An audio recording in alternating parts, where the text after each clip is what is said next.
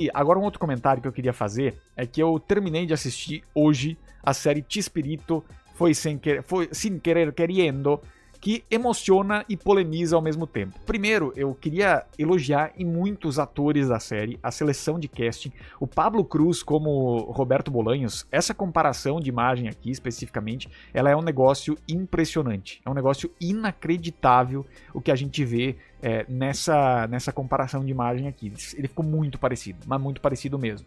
E trouxe, né, um drama sobre a turma do Chaves, isso que é maluco, isso que é meio tenso de assistir, porque ao mesmo tempo que é um pouco destruidora de infância, até pelo fato de se permitir viajar, não é uma série necessariamente biográfica, mas tem elementos de ficção, isso se deixa muito claro desde o início de cada episódio, a gente tem aqui uma obra que revisita muito da história dos anos 70 no México, de como esse grupo de comédia se formou, da genialidade do Roberto Bolanhos, do Chespirito, como roteirista também, que é muito importante, né? E se desenrola de uma maneira que faz com que a gente que sempre amou Chaves e Chapolin, eu sou um fã dos dois seriados, tenho assistido muito no Globoplay, agora que voltou também, e até no áudio original para conseguir pegar algumas piadas mais específicas, mas enfim, eu acho que a grande questão que Chespirito Sin Querer Queriendo traz, né, para quem assiste a série, é o quanto por trás de todo aquele universo de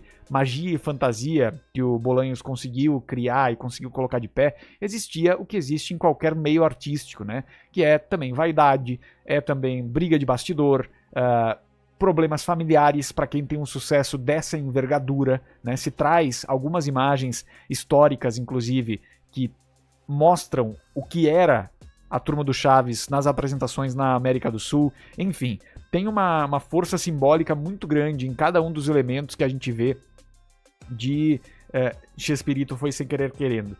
A recriação, especificamente, a recriação mais forte, assim, de cenas de Chaves, Chapolin, Dr. Chapatin, enfim, ela é muito comovente porque ela dá pra gente um ponto de vista que não dava pra ver na série e que tem muito pouco material de bastidores. Não tinha o video show da Televisa pra mostrar os bastidores de gravação dos anos 70, dos anos 80, enfim, de toda a caminhada do Chespirito como roteirista, né? A série tem nele o ponto central que vai desenrolando para todos os personagens também, fala muito sobre como foi escrita pelos filhos dele também, fala muito sobre a Graciela, a primeira esposa do Chespirito. Existem controvérsias sérias com relação à maneira com que se trata o comportamento do Marcos Barragán, que seria correspondente ao Carlos Villagrán, que é o Kiko, né? E também outras críticas sobre a personagem Margarita, que é claramente uma referência à Dona Florinda, e que trouxe muita repercussão. A própria Florinda Messa fez vários posts desmentindo pontos importantes da série, se colocando contra algumas abordagens que foram colocadas ali. É uma biossérie, né, de 8 episódios, baseada nas memórias de Roberto Gomes Bolanhos e produzida pelos seus filhos, com supervisão de quem? Edgar Vivar, o seu barriga, que faz uma ponta também como diretor que dá o apelido de Chespirito para o Roberto Bolanhos. É o Edgar Vivar que faz, e nossa querida Chiquinha também faz uma ponta como secretária executiva da televisão. Cada vez que eles aparecem na tela, para quem ama esse universo, é emocionante também, né? Toda a ambientação que foi criada é uma coisa impressionante de como remonta a estética da década de 60 até a década de 80 no México. Cenários, figurinos, toda a direção de arte tem esse sentimento nostálgico de ver muito da Vila do Chaves, resgata muito esse aspecto todo do universo de Chaves e Chapolin. Há toda uma trama que se desenrola também com base no episódio de Acapulco, que no 7º episódio é absolutamente triste a maneira com que se contrapõe a cena da fogueira do Boa Noite Vizinhança com os conflitos familiares e as questões que estavam sendo criadas ali em vários momentos, né? Pablo Cruz, impressionante como o Chespirito adulto. O ator que faz ele jovem também é maravilhoso. Tem uma atuação que não cai na caricatura, ele mostra o ser humano Bolanhos, tanto que ele não tem tanto, eu diria que ele não focou tanto no apuro técnico de fazer a imitação do Chapolin, fazer a imitação do Chaves, mas fazer sim uma personalidade que fosse parecida com a do Bolanhos, né? O restante do elenco também é maravilhoso, todo mundo é muito parecido com os originais. O professor Girafales é sacanagem o que é parecido.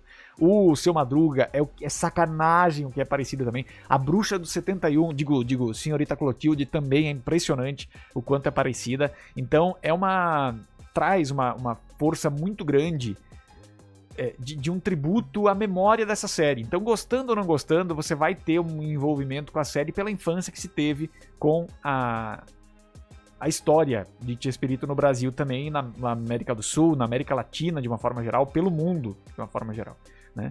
Aí tem algumas críticas também que são importantes, tem saltos temporais que muita gente fala que são exagerados e tal. Eu consegui pegar tudo, mas às vezes eu acho que é muito forte, né? Tem um resumo aqui do IMDb também que fala alguma coisa do gênero de que alguns comentários apontam que temas como escândalos pessoais, disputas com a equipe, relações com Florinda Meza e Carlos Villagrán parecem receber mais destaque que o próprio Chespirito, reduzindo o desenvolvimento da sua genialidade criativa. Tem também a forma como a Florinda Meza foi retratada. Ela chegou a considerar uma ação judicial, afirmando que os fatos foram criados e sensacionalizados, né? Em especial, a fase final da série foi vista como carregada de ressentimento, culminando numa narrativa que oscila entre poesia e rancor. Eu acho que tem um pouco disso também, né? O público brasileiro teve uma reação negativa com relação à dublagem, que considerou ela um pouco desconectada com a nostalgia de Chaves e tudo mais, e tudo isso criou diversas recepções do público de uma forma geral. Mas eu recomendo fortemente que, se você que acompanha o universo Chaves quiser assistir e ver essa história contada por uma perspectiva muito mais humana e adulta, no sentido de conectar com os dramas pessoais que todo mundo vive, é uma pedida assim que não tem como deixar pra lá. É espetacular, espetacular, maravilhoso. Você que tá acompanhando, deixa o seu like, seu comentário, daqui a